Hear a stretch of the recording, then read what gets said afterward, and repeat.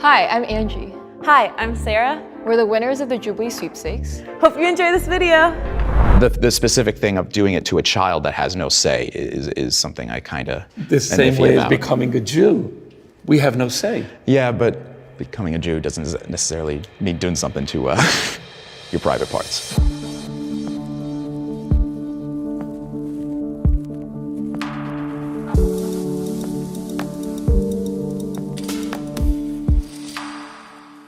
Step forward if you agree. Jewish men should be circumcised.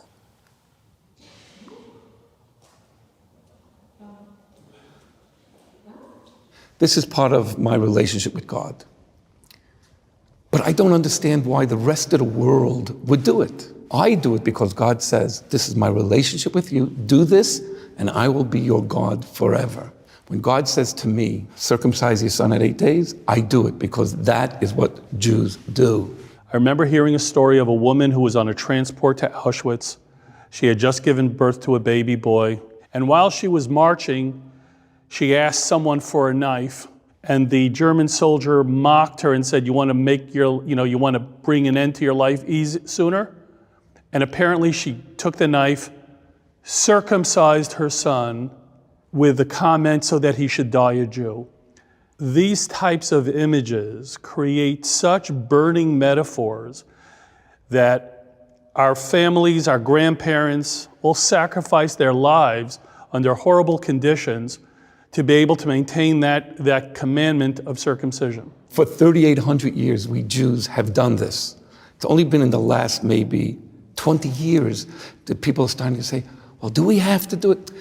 The moment you stop physically doing the covenant and the religious things, assimilation comes in. Can the disagreeer step forward? I just didn't feel it was appropriate for me to talk about this because this is specifically a man issue. I'm circumcised, and it's never been, an issue for me. Like, I never oh, I wish I wasn't circumcised. It's whatever. I don't remember it. So I have, I guess, some qualms with it about doing that to a baby when they have no say. Obviously, if you're an adult and you want to do it, more power to you, go for it. But the specific thing of doing it to a child that has no say is something I kind of The same way as becoming a Jew. We have no say. Yeah, but becoming a Jew doesn't necessarily mean doing something to your private parts. This is what God wants. This was the first thing that our father Abraham was told by God to do. When God first asked us to do it, yes, Abraham, who then could say, yes, all right, I will do that. But he would have done it at 8 days also, but God didn't bring it up until he was 99. Hi, my name is Rabbi Chaim Mentz. I am on the Orthodox side. I don't believe there's a God. I don't believe in Judaism. Belief means that I accept it because you say so. I know there's a God. I know my Judaism is real. This is the way God created me. This is my purpose. I'm oozing Judaism. Whether you recognize it or not, this is who I am. I don't really believe in a lot of the religious aspects of being Jewish, but I do love to celebrate the holidays with my family. It's sort of more of a state of being to me than something I actually do. Women and men have separate roles in society. Not necessarily that we're not equal in a certain way, but especially when it comes to Judaism, a woman historically has always been on a higher spiritual level than men. We are the ones that instill the values, the holiness, the culture. We are very strongly a part of the community, and it's important that I'm saying this because these little TV shows that come out, they like to paint the whole situation as if Orthodox Jewish women are second-class citizens and they just want to leave the community and it's so hard for them to exist and they have no say and no life, and it's not true. I don't go around saying, well, we're totally equal in all areas. I have different responsibilities when I pray because, like you said, my soul needs greater rectification to reach holiness, whereas my wife's soul, it's a local call. For me, it's a long distance call, but we have different roles. I want to feel equal in all aspects of Judaism, and all you have to do is go to the Kotel in Jerusalem, and take a step back and look at where the mechitza is, where the divider is between men and women at the wall. And the men have 3/4 of the wall, the women have 1/4. And, we're all packed in there. And I wanted to have my time to touch the kotel and pray. And I'm trying to, have that moment. And it was really hard to not have that moment when I was there. God did create a male-female for a purpose. If he wanted us all to be the same way of practice, then we would have been exactly the same. God created 6 other genders as well, which are also in the Torah. We'll get to that. We'll get to that in a moment.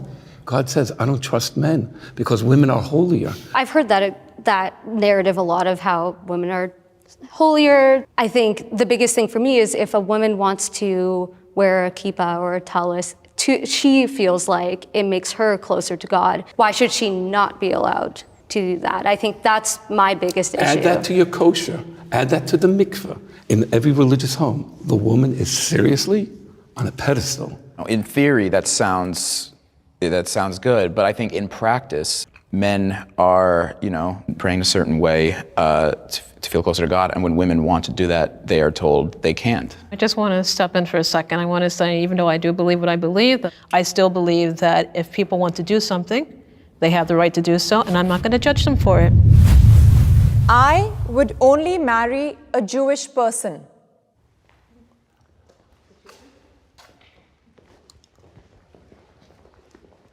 I married somebody Jewish, and I wouldn't have thought of going out with anyone else because marriage is not about love.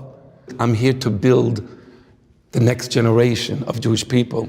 I'm on a mission as a Jew to keep Judaism alive. Marrying a Jew is of paramount importance to me, primarily because I see what happens to many intermarried couples down the road, where I see the fights that creep up come Christmas, Hanukkah time. Statistically, the divorce rate is so high in this country. So why go into a relationship where you have statistical obstacles to prevent you from ultimately having a healthy marriage? Because I grew up in a Reformed synagogue, we're very accepting of different interfaith families and things like that. I mean, definitely is possible, but again, in all different walks of life, different sects of Judaism, it's so different. So the couples that you are aware of that were successful in their intermarriage, what happened to their children? And specifically, were the mothers Jewish or not? If the mothers were not Jewish, under Jewish law, the kids are not Jewish. The couples I know are still together. Some of them, the mother's Jewish, some of them, the father's Jewish. There are more progressive values coming up that say that, if your father's Jewish, we'll still accept you into the community because we want as many Jews into the community as possible. Obviously, not always successful, but I have seen those successful circumstances for sure. I'm Allie. I'm here as a secular Jew and I identify as a Reformed Jew. I have dated a non-Jewish person once or twice, and it's something that my parents didn't love, and I actually kept parts of it a secret for a little bit. This is the one area where it's really important for me to end up with a Jewish partner because, again, raising Jewish families and celebrating holidays together, it just minimizes conflict. I just find a lot of connection with other Jewish people. Just being Jewish isn't enough for me to being, oh, well, that's someone I want to spend my life with. My dad, who's Jewish, when he started dating my mom and when he married her, my mom was raised Christian and she wasn't Jewish. She did convert later. They married, it was an interfaith couple for like a couple years. Every person who I've dated or who's ever loved me has not been Jewish. And I'm mainly attracted to people who aren't Jewish because I grew up Jewish. I'm Joanna, like Moana. My pronouns are she, they. I'm 20, and I am a secular Jew. My family was Orthodox. I feel judged by Orthodox Jews a lot because I'm queer presenting. I found it very restricting. Now being the kind of Jew that I get to be, it's a lot more freeing. I get to be me. I support Israel in its conflict with Palestine.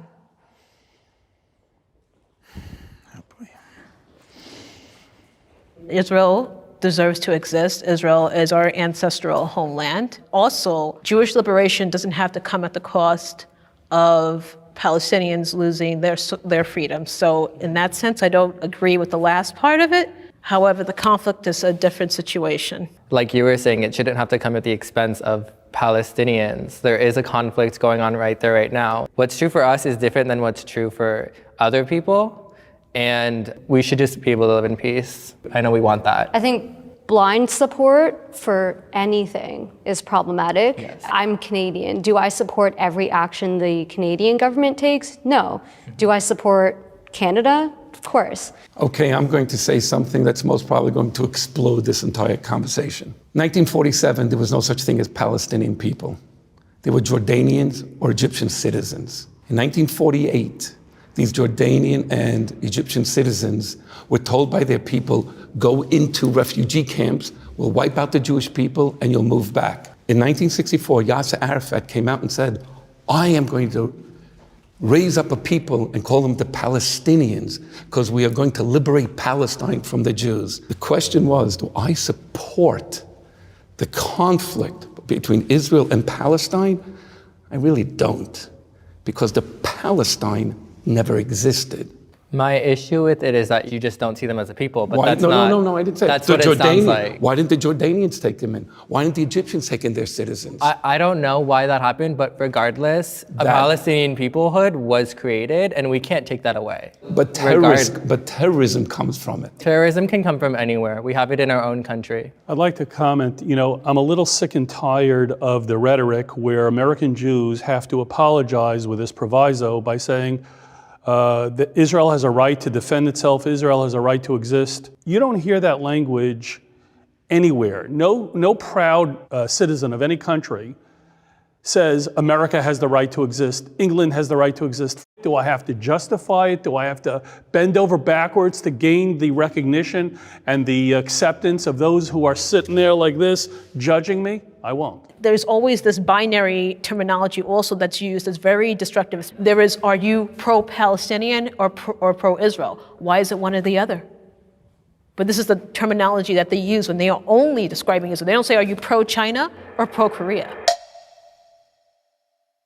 I want to support Israel. I love Israel. I want to love it. I want Israel to be a safe place, a safe haven for, Jews and people of all, religions and backgrounds. I'm not saying that I am against Israel, totally pro-Palestinian. I'm just saying that there are things, like you said, that Israel does that I, in regards to the Palestinian conflict, that I don't agree with at all. I mean, what you were saying about there being no Palestine before, 1924, there may not have been a Palestine in the country, but there was a burgeoning and growing Palestinian movement and a Palestinian identity growing around those people. Since 64. That's not entirely true. Look at your history. I have looked at the history. There's a little disagreement on when exactly it started, but there has been a movement among the Arab people in that area to create because the king of Jordan did not want them anymore in his neighborhood, and the people of Egypt said, we don't want these people. I don't think it matters why. I don't think it matters why it happened. It just matters that it happened. Israel is not causing them to suffer. That's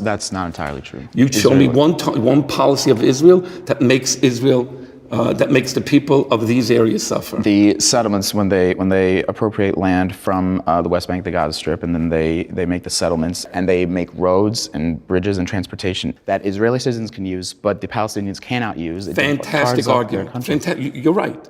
So what was the problem before the settlements? The problem before. What was the problem? Why was there rioting? Why was there terrorism before the settlements? Why was there a massacre in Hebron before the state of Israel was created? 1927. Why did the I'm Arabs not saying there was no. I am not saying that there is no groups of Palestinians that have never done anything wrong. So I'm just saying you can't take a case out of them in a vacuum. I wanted to share with you that when Israel is being attacked, let's assume at the UN, and everyone's coming after Israel, and Israel feels very isolated, I just want you to imagine what Israelis feel like when they hear American Jews being critical of them at that moment. When they're feeling so down, they want their brothers and sisters in America to support them. And when you don't, you have to understand that there's a psychological toll that they feel. And I share that feeling when I see my fellow American Jews not supporting our brothers and sisters in Israel. You defend your family. If my brother or sister committed a crime, was on death row, I would support them emotionally, but I would hope I would still have the bravery to say what you did was wrong. I have ancestors who died in the Holocaust.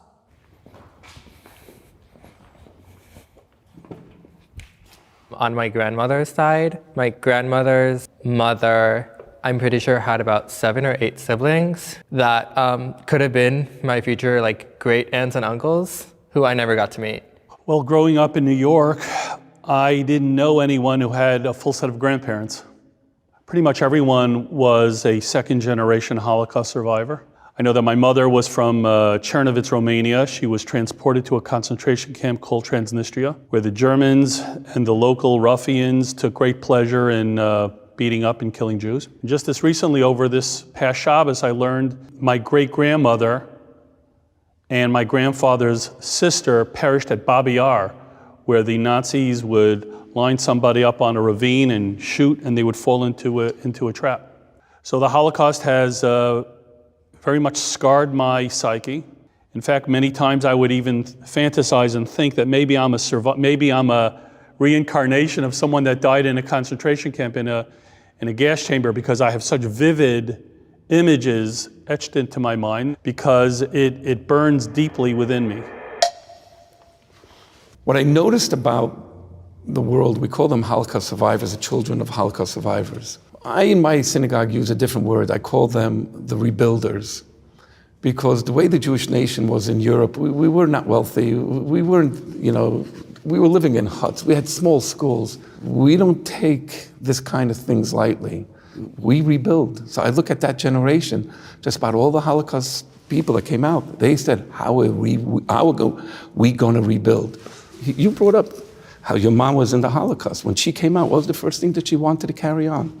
Have babies, have a Jewish family, make up for the loss that Hitler destroyed. Her children were my mother's revenge, believe it or not, her vindication.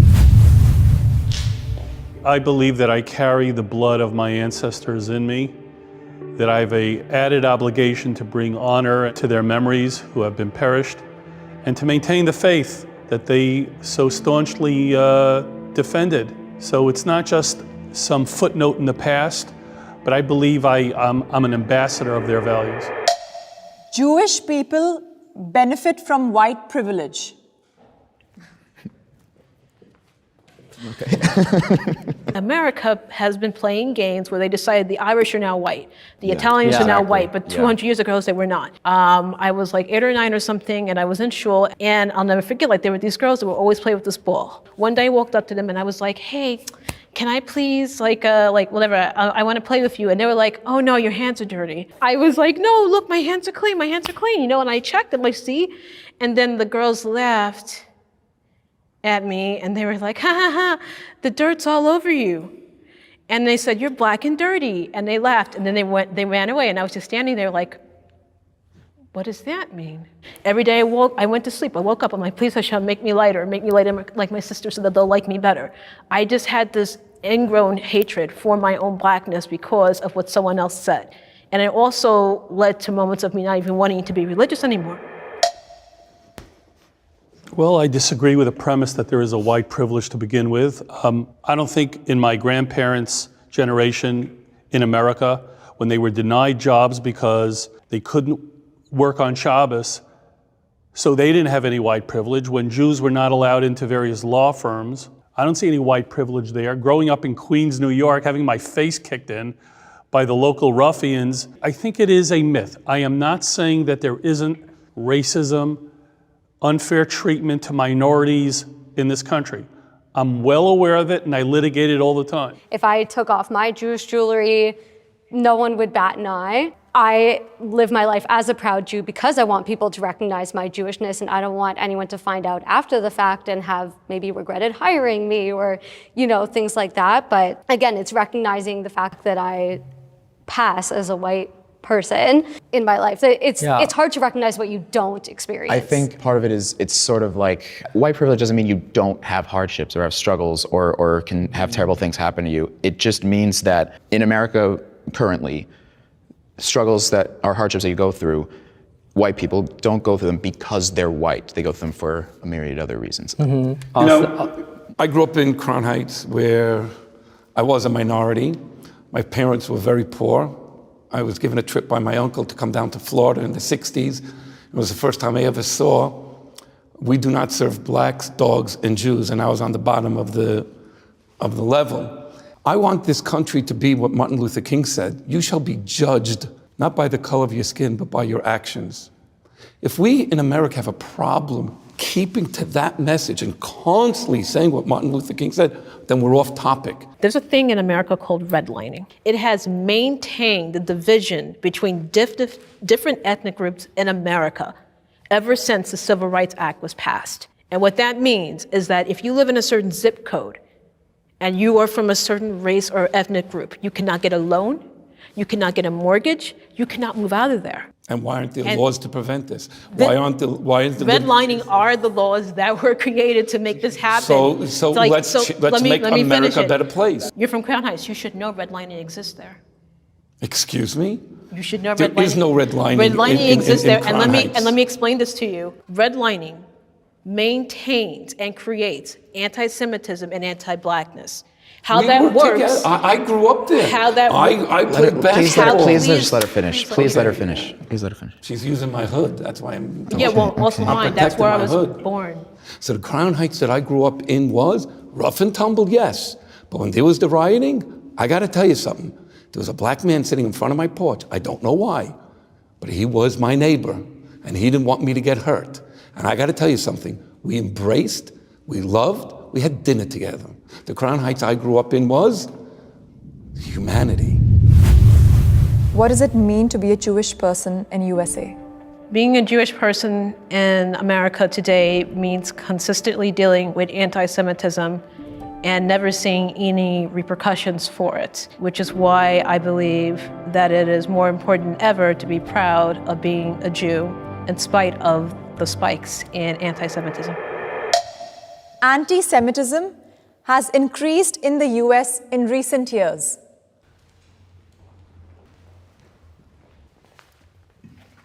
I agree, especially where I'm from in Brooklyn. I kind of grew up seeing anti-Semitism, especially even though I was a child. My first experience with it was, of course, the riots. And if you were Orthodox, you felt it because you were you're like an identifiable Jew, but if you weren't, you didn't know what was going on. And now it's so out of control that even people who don't look Orthodox experience it daily. So yeah. Yeah, I mean, I run a Jewish Instagram page, and when you look up Jewish on Instagram, mine is one of the first things that comes up. So of course, we invite the trolls and the anti-Semites. And there was this one instance where these two 13-year-old boys were commenting all over my post saying, I wish your grandparents died in the ovens. I agreed with Hitler. You know, these are two 13-year-old boys. Where did they learn this? Because of social media, people can hide behind the screen, people can hide, and they don't have to, in your face. For years, I had a radio show on KFI radio here in LA. And then from time to time, somebody would call in and would say, I'm not an anti-Semite, but. Yeah. The moment they said that I'm not an anti-Semite, it says, let me recorrect you. You're an anti-Jew. If we took the word anti-Semite out and say, no, you're anti-Jew, do you know how hard it is for them to defend themselves? Anti-Semite's a cool word. It's not so bad. I'm just an anti-Semite. You know, I never thought about it like that. You know what? Anti-Jew. You're so right. No, what you're saying, like, this is also something very new that we're doing that started on social media as well. In the past year, what some people who are definitely anti-Jewish would say is, how can I be anti-Semitic? I'm a Semite. I'm a Semite. So we started using, exactly. You're anti-Jew. So what we started, Anti-Jew. so the terminology that we have been deciding to use now moving forward is anti-Jew hatred. We are God's chosen people.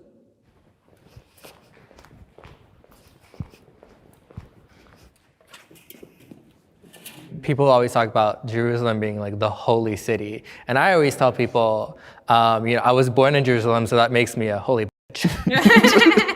We're chosen, but our purpose in this world, because some people misinterpret it as privilege or that we think we're better than people. No.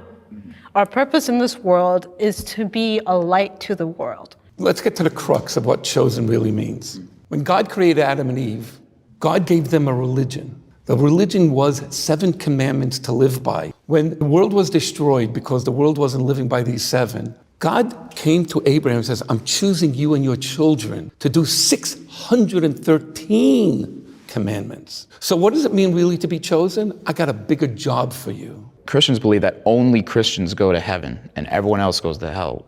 Jews don't believe that. So when we say we're the chosen people, we're not saying that we're the only ones that are good enough to go to heaven. Like you're saying, we just have more, a bigger job to do. When I see a general in an army with all of his medals on his lapel, and I keep thinking about how proud he is to be a member of his army, and he wears his medals with pride, I keep thinking, as a Jew, I wear my medals with pride. And what comes to mind in response to the prompt is the prayer that we say on the holidays.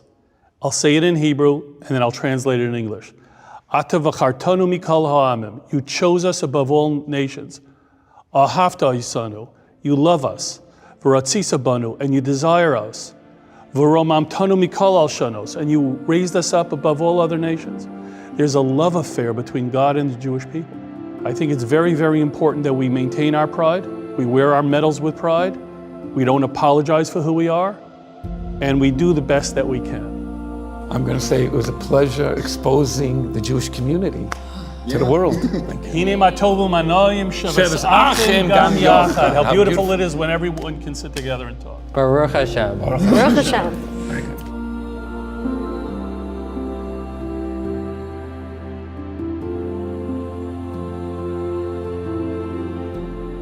Thank you for watching this video. Please subscribe to this channel for more videos.